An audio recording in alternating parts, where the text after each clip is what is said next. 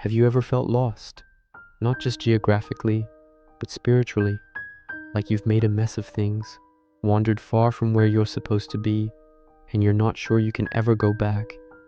Or maybe you're the other person, the one who stayed, who did everything right, and you feel a little resentful of those who seem to get a free pass. Today, we're looking at what many call the greatest short story ever told, Jesus' parable of the Prodigal Son. It's a story that shatters our ideas about fairness and reveals the radical, unconditional, and almost scandalous love of God the Father. If you've ever needed to come home, this story is for you. Jesus told this story to a crowd of sinners and tax collectors, but also to a group of very religious Pharisees who were grumbling that Jesus welcomed such sinners. This story is his answer. It begins with a father and two sons. The younger one comes to his father with a shocking request, "Father, give me my share of the estate." Now, we might read that and think, okay, he wants his inheritance. But in that culture, this was a profound insult.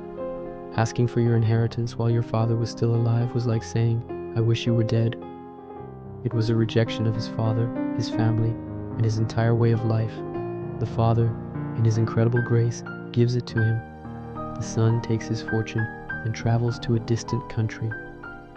There, he squanders his wealth in wild living. The Bible paints a picture of parties, excess, and fleeting pleasure. But the money runs out, and right then, a severe famine strikes the land. He is broke, alone, and hungry.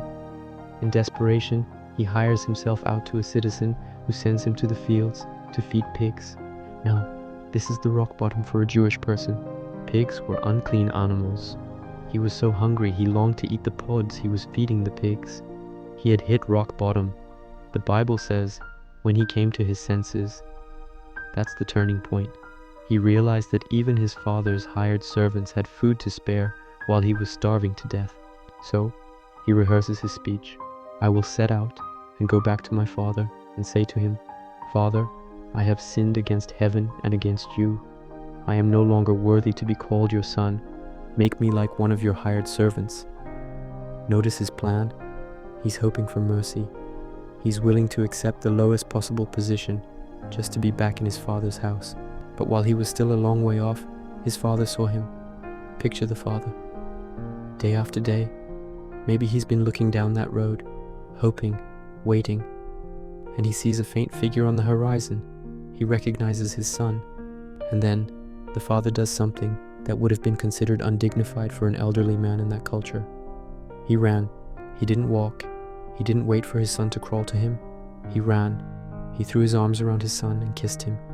The son tries to give his rehearsed speech, "Father, I have sinned." But he doesn't even get to finish. The father is already giving orders to his servants. "Quick, bring the best robe and put it on him. Put a ring on his finger and sandals on his feet. Bring the fattened calf and kill it. Let's have a feast and celebrate." This is the heart of the gospel. The son came home expecting judgment, but he received grace. He came expecting to be a servant, but he was restored as a son. The robe signifies righteousness. The ring signifies authority. The sandals signify he was a free son, not a barefoot slave. This is what God does for us when we turn to him. He doesn't just forgive us, he restores us. Have you ever experienced a moment of forgiveness so complete it felt like a celebration? Share your story in the comments below. Let's encourage each other with stories of grace.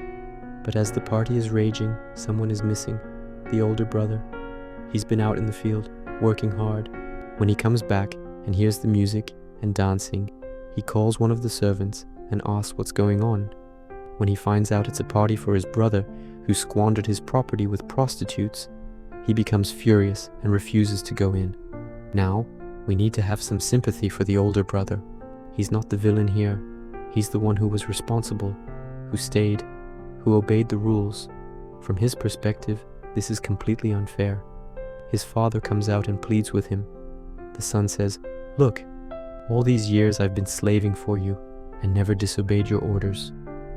Yet you never gave me even a young goat so I could celebrate with my friends. But when this son of yours who has squandered your property with prostitutes comes home, you kill the fattened calf for him. Notice the words, I've been slaving for you, and this son of yours. He sees his relationship with the father as slavery, not sonship. He sees his brother as an outsider. The father's response is just as loving as it was to the younger son. He says, my son, you are always with me, and everything I have is yours. But we had to celebrate and be glad, because this brother of yours was dead and is alive again. He was lost and is found. This is Jesus' message to the Pharisees and to us. Are we serving God out of love or out of a sense of duty and entitlement? Do we resent God's grace for others? The father reminds the older brother, you don't understand. Everything I have is already yours. Our inheritance as God's children isn't earned by good works. It's a gift. The party isn't just for the sinner who repents. It's for the whole family. So, where are you in this story today? Are you the younger son, far from home, realizing you've made a mess? The good news is, you don't have to clean yourself up first. Just start walking home. Your father is watching, and he is already running to meet you with open arms. Or are you the older brother, feeling resentful, working hard, but missing the joy of the relationship?